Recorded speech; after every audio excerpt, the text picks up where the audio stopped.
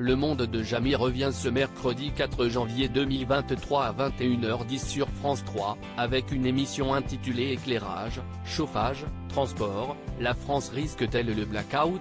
Et voici 5 infos cruciales à retenir de ce nouveau numéro. Depuis les années 90, Jamy Gourmaud est une personnalité importante de la télévision. Entre 1993 et 2014, il passionne petit et grand avec son émission culte CIST Pas sorcier, co-animée avec Frédéric Courant et Sabine Quindou. Et depuis 2014, il continue de vulgariser la science dans le monde de Jamy.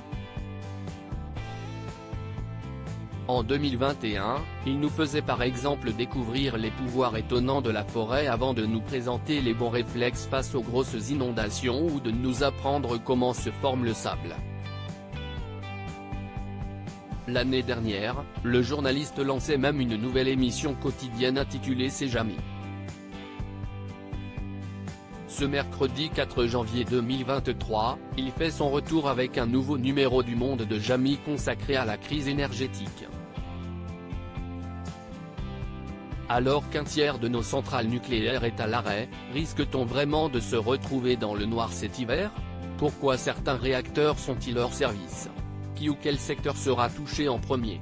Comment réduire nos factures d'électricité à la maison ou mieux isoler nos logements? Jamy Gourmaud répond à toutes ces questions que les Français se posent. Qui décide des coupures d'électricité? Dans cette émission intitulée Éclairage, chauffage, transport, la France risque-t-elle le blackout? Jamy Gourmaud nous apprend que l'électricité est produite en temps réel car elle se stocke très mal. Routière, réseau de transport d'électricité, pilote 24 heures sur 24 la production. Cette tour de contrôle évite les coupures de courant, mais peut aussi les déclencher. Dans les centres de contrôle, les dispatchers s'assurent que nous produisions autant d'électricité que ce que nous consommons. Sinon, si est-il la panne routière, qui vous préviendra 3 jours avant, pourra ainsi décider de coupure, essentiellement entre 8h et 13h et vers 19h. Pourrons-nous téléphoner avec un portable en cas de coupure? Parmi les nombreuses questions auxquelles répond cette nouvelle émission, pourrez-vous téléphoner avec un portable en cas de coupure de courant? Cela paraît compliqué. Si l'antenne relais de votre opérateur est coupée, votre mobile sera hors service. Et pour ceux qui fonctionnent, le réseau sera saturé. Certains sites auront toujours du courant en cas de coupure, plusieurs lieux seront perturbés comme les écoles, fermées pour une demi-journée. Vous pourrez toujours prendre le métro, le tramway et le TGV dans la mesure où le réseau ferré n'est pas concerné. Mais les gares et les passages à niveau pourraient faire les frais d'une coupure, votre train sera annulé. En revanche, certains sites prioritaires auront du courant quoi qu'il arrive, les établissements de santé, les casernes, les postes de police, les tribunaux et les prisons. Les personnes à haut risque vital, comme celles sous respirateur artificiel, constituent un cas particulier.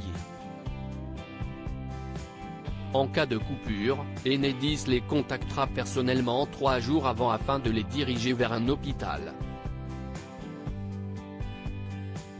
Aucune ligne ne sera bien sûr coupée sans prise de contact et garantie.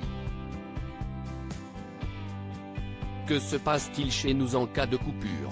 S'il devait y avoir une coupure dans votre secteur cet hiver, sachez d'abord qu'elle interviendrait sur une période relativement courte de 2 heures. Le congélateur n'a donc pas le temps de dégeler. En revanche, vous n'aurez bien sûr plus de box internet, de chauffage électrique ou de portail pour sortir votre voiture. Idem pour l'éclairage public dans votre quartier. Des moyens de moins consommer. Premier facteur, le chauffage. Diminuer d'1 degré la température dans les pièces de notre habitat permet d'économiser 8% sur la facture de chauffage. Et s'il est recommandé de baisser les radiateurs à 19 degrés Celsius dans la majorité de pièces, il est même préférable de descendre à 17 degrés Celsius dans les chambres pour améliorer la qualité du sommeil. Concernant l'eau, un réducteur de débit fixé sur le robinet peut être une bonne solution pour chauffer moins d'eau. Et une fois le robinet fermé, le remettre en position froid permet d'éviter les appels de puissance inutiles au chauffe-eau. À lire aussi Jamie Gourmaud, Le Monde de Jamie, France 3, Je rêve de gravir le Mont Blanc.